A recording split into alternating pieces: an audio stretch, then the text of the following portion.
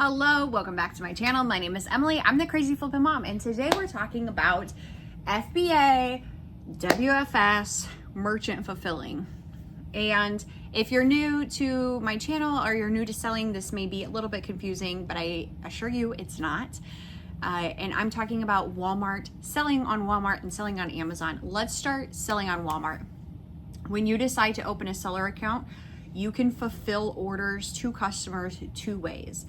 You can ship it to the customer straight from your home, straight from your office. This is called a merchant fulfilling. You will sometimes see people use the MF, FBM, merchant fulfilling, fulfilled by merchant. It's all the same. You are sending the order straight to the customer yourself. You're also gonna be paying shipping fees probably. And you're gonna deal with customer service. So those are the main things around merchant fulfilling orders. If you're selling on Amazon, the other option is called FBA, fulfilled by Amazon. This is where you are sending your products to a Amazon warehouse, and then they are dealing with most of the customer service and shipping the order to the customer when it sells. That is Amazon. Now, when we talk about Walmart, same idea. On Walmart, very similar. You can sell two different ways. The first one is just like Amazon, merchant fulfilling, where you fulfill the order straight to the customer. Almost the same concept and idea. You're shipping it out of your house. You deal with customer service, cover shipping. The other option on Walmart, it's called WFS, Walmart Fulfillment Services. That is where you send your product to a Walmart warehouse, and when it sells, they ship the order for you and deal with the customer service. Okay, now that we got that out of the way, I want to talk about why you would go one route over the other. On Amazon, you can merchant fulfill and send your products to a warehouse on the same listing at the same time. You can send in a shipment early, say back to school stuff, and in the meantime, while your order's waiting to get checked in, you can list the product merchant and start fulfilling the orders while your product is in transit. So that's really nice on Amazon that you have that option that you can do both at the same time on the same listing. On Walmart, you really do not have that option. It is too bad with Walmart that you have to decide if you're going to send your product into a warehouse and have them fulfill it, or you're going to fulfill the order. But there's not a fantastic way, and I did read through the terms of service, and it seems in a vague way prohibited to do both at the same time. So you have to decide what to do, if you're going to merchant fulfill or you're going to switch that listing over to WFS. And if you've never done Walmart before, that may be really confusing, and that's because it is. I almost said, don't worry, it's not that confusing. They've made it as confusing as possible. Don't worry. So let's talk about the 3 reasons why somebody would decide to merchant fulfill an order over sending it to a warehouse. Because that's usually, most people want to scale using the Walmart and Amazon services of a warehouse and their storage facilities and their employees. They don't want to ship straight to the customers and deal with the hassle. But there are specific reasons why this would make more sense. First one, time. So say you have something that's really specific to a holiday, and maybe it takes to get your product to an Amazon warehouse and checked in 4 weeks, 3 weeks. You can expect it to take a little bit longer during Q4. So you have something like a Halloween costume that has to get checked in and sold by Halloween, and you're not sure you can actually get it to a warehouse in time, you would list the product yourself and sell it yourself, because then you can have it out the door possibly in the same day as you pick it up from a TJ Maxx, a Walmart, a Sam's, a Target. Time is usually a big factor for somebody in the retail arbitrage space like myself. I am shopping, I usually go heavy around the holiday season. So I'm looking at my product and deciding, do I have a chance to get it into a warehouse, or is it worth it to simply fulfill it merchant? The other question is, will your product sell after the holiday? Say you have something specific to Halloween, I usually check out a Keepa chart and see what do the sales look like the week after Halloween. So if there is a delay, Am I still going to be making money, or do I need a plan B here? The second reason someone would decide to merchant fulfill over sending their product to a warehouse would be the cost. When I got started selling, I thought I would make the most money merchant fulfilling. That's not always the case. Now, FBA, Amazon just rolled out with a bunch of new FBA fees, placement fees, and there's a lot happening on Amazon right now. So potentially in this situation, in this climate, you might make more money merchant fulfilling. But when you look at some of the breakdown of fees, especially I'm thinking back to school, toys, there are products that are great flips, but because of their size or their weight, the FBA fee is wild.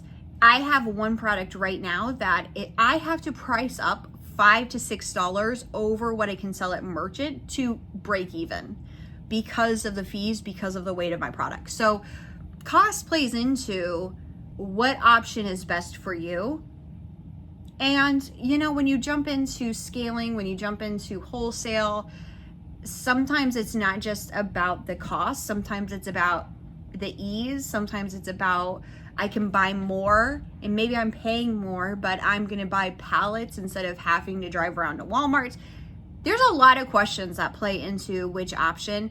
And listen, I always say most products can be sent FBA and sold.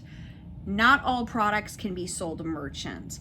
And this is almost a whole nother conversation, but if you are a merchant seller and you get on a listing with 50 other sellers, 50 other FBA sellers, you're not going to make sales because that's tough competition. You have to be picking the right listing also when you're merchant fulfilling. But cost, let me get back on track here. Cost plays a big part of what option to go to. The third reason somebody would decide to merchant fulfill over FBA or WFS would be if it's a hazmat item. So the hazmat program on Amazon is, I believe it's closed. You have to join the wait list. And then once you're approved, you have to go through a process. And you're going through the process of understanding shipping hazmat items. Then once you have a hazmat shipment, it's not the same protocol and steps as a normal FBA shipment. You have to cover shipping yourself, like you have to go to UPS or FedEx, buy the shipping label and add in the tracking number.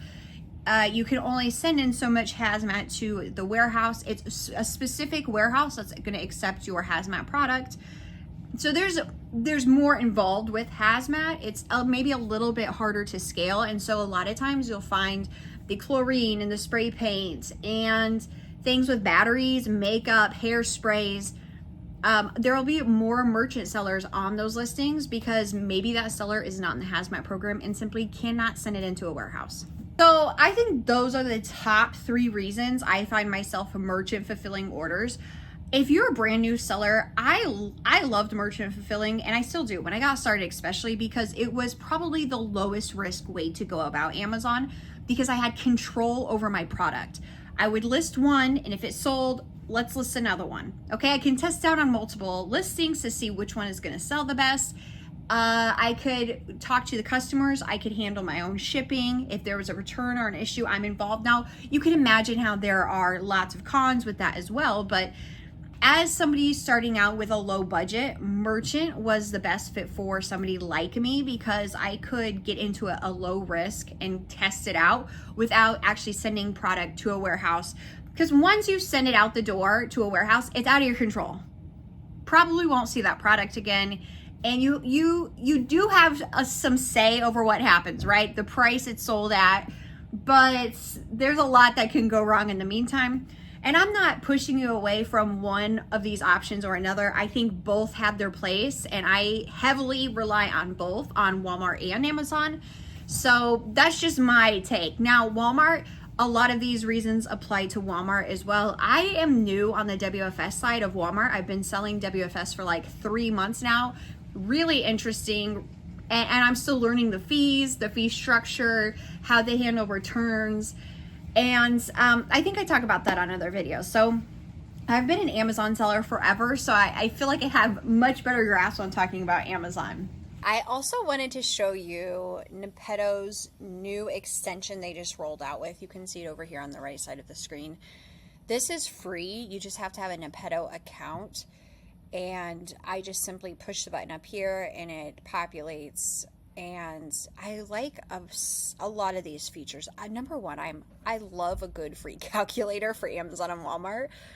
The other thing is, if you see right here, variation sales, I'm looking at a listing with multiple scents, and this is a pain point sometimes when you look at colors and fragrances, which one is going to be the best one.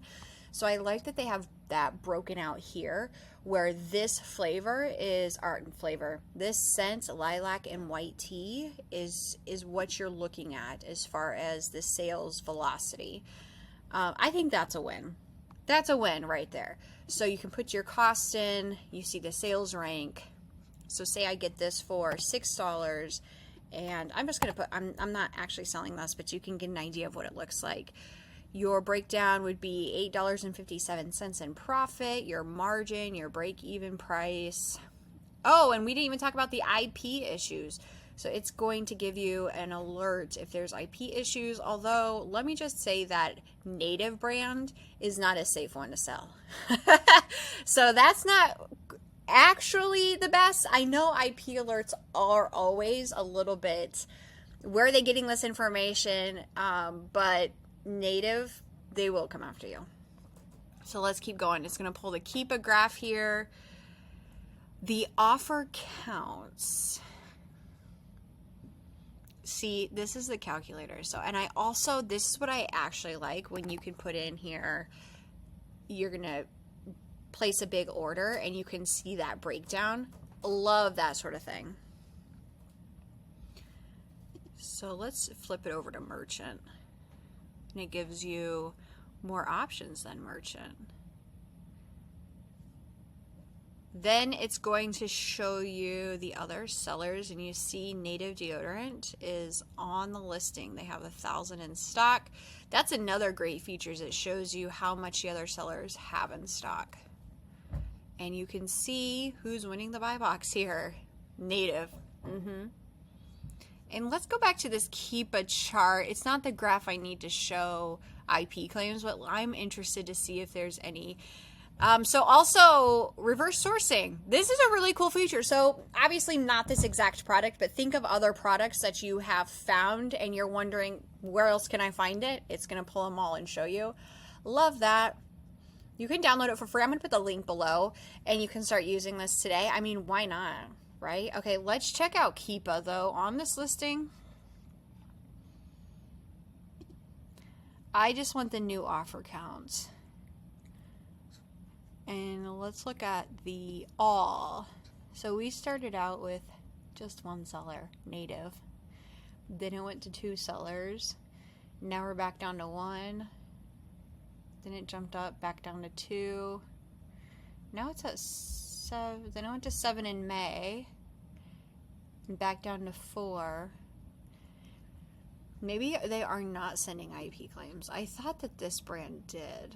Sometimes you'll see here, this bottom graph I'm looking at, you'll see 20 sellers, and then it will, I'm gonna try to point, and that's nothing. And then it will show, so you see the bottom graph, it's 7 new offer count, and down here is 3, and started out with 1, which was just Native. If you look at the top graph, you can see FBA, Native, deodorant, $12.97. Sometimes you'll see where it starts at like 12 sellers, and then drops down to 1, or none. That could be where the brand jumped in, sent IP claims to all the sellers and kicked them off the listing. So it's an easy way to see if there's an IP claim. Looking up this graph, there's nothing that's like obvious. I just know from other people who've tried to sell it. And I mean, I've sold it here and there and I haven't had issues, but you've been warned. You've heard it here. Thank you guys for watching this video. I hope you found it helpful. I hope you learned something, and I'm going to put the links to Nepeto below. You can download the extension, like I said, for free and try it out. Let me know if you have other questions about merchant fulfilling. Usually people jump into FBA and don't explore merchant at all, and so it's a new territory for a lot of sellers, but we're coming into prime time to learn how to merchant fulfill. So drop your questions below. I'll see you on the next one. Bye!